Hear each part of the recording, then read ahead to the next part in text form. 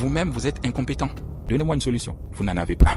Celui qui n'est pas content, il dépose sa démission. Si vous ne voulez pas travailler, laissez la place à d'autres. Soit vous le faites exprès, vous laissez les Gabonais dans le noir. Parce que tous autant que vous êtes diplômés de Polytech.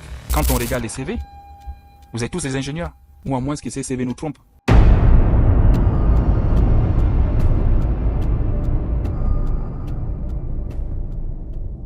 Avant de commencer, n'hésite pas à t'abonner et d'activer la cloche de notification pour ne rater aucune de mes prochaines vidéos. Alors, j'imagine que vous le connaissez forcément. Lui, c'est Brice Clotaire Oligui Nguema, le nouveau président du Gabon. Devenu président du Gabon à l'issue du coup d'État qui s'est déroulé le 30 août 2023 au Gabon. Coup d'État orchestré par des militaires, plus précisément par le CTRI, le comité de transition pour la restauration des institutions gabonaises. Alors, depuis que Brice Clotaire Oligui Nguema est arrivé au pouvoir au Gabon, les gars, on ne reconnaît plus le Gabon. Et je le dis dans le bon sens, c'est pas du tout péjoratif ce que je dis. En fait, on se rend vraiment compte qu'il est aux antipodes de son prédécesseur Ali Bongo Ondimba et de l'ancien encore Omar Bongo et de ce système de façon générale. Et je pense que vous voyez sans doute ces prises de parole tout comme moi. Je me dis qu'on est vraiment là face à un dirigeant qui est un franc-parler, comme on en a très peu vu ces dernières années, que ce soit en Afrique centrale ou même en Afrique même de façon générale. Et depuis qu'il est arrivé, il est en train de faire le ménage par rapport à toutes les magouilles et à toutes les choses qui se faisaient au Gabon, qui contribuaient simplement et clairement à déstabiliser la population gabonaise. Et on se rappelle notamment dès le début de sa prise de pouvoir, les milliards qui ont été retrouvés chez l'enfant de l'ex-président du Gabon et chez plusieurs cadres de l'ancien système en place. On a retrouvé des liasses entières de milliards de francs CFA, milliards qui étaient censés bénéficier aux Gabonais, mais qui étaient accaparés par une petite partie de la population, par l'élite, si on peut l'appeler comme ça.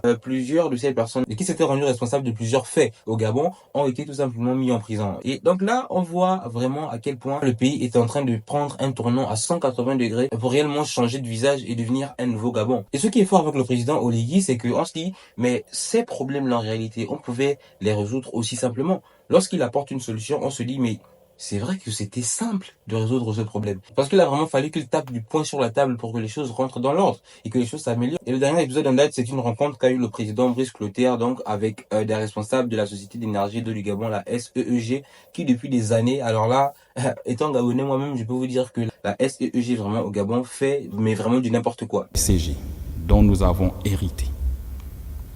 Et que beaucoup d'efforts auraient pu être faits par vous-même. Et je me demande si est-ce que vous aimez ce pays ou est-ce que vous aimez votre métier d'argent de la SCG, ou c'est seulement se remplir pleinement les poches qui nous intéressent ici. Nous avons abordé le volet du passif. Maintenant, nous allons aborder les différentes actions menées par le CTRI pour soutenir la SCG. Je pense aussi qu'un de ces soucis-là, un de ces problèmes qu'il y a avec la SEEG, c'est à cause de la situation de monopole qu'a la SEG au Gabon. Et si jamais il y avait un concurrent à la SEEG au Gabon qui faisait mieux son travail que la SEEG, je vous promets que la SEEG ferait plus attention à ce qu'ils font, parce que la situation de monopole en général au Gabon, même dans les pays africains, parfois, hein, pas dans tous, fait que plusieurs entreprises se croient tout parmi et se mettent à faire des choses qui sont en total désavantage de la population. Et ça, c'est extrêmement grave. Et heureusement que le président Brice Clotaire Oligui Nguema à recadrer tout cela. Comment vous expliquez qu'un compteur frauduleux, où le client paye des tickets EDAN et qu'il les charge, et on vient vous dire le compteur n'est pas reconnu à la SCG? C'est vous qui êtes à l'origine. Et comme on se connaît tous,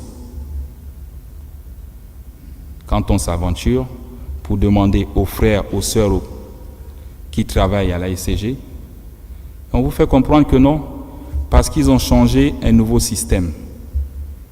Et comme il faut rattraper les recettes, et ça arrive toujours en fin d'année, la SCG est déficitaire, il faut rattraper les recettes pour payer les fournisseurs. On vous fait comprendre que tous les compteurs ne sont pas reconnus à la SCG. La mise sous administration provisoire nous amène à ce qui suit. La revue des salaires et des avantages à la baisse. Celui qui n'est pas content, il dépose sa démission.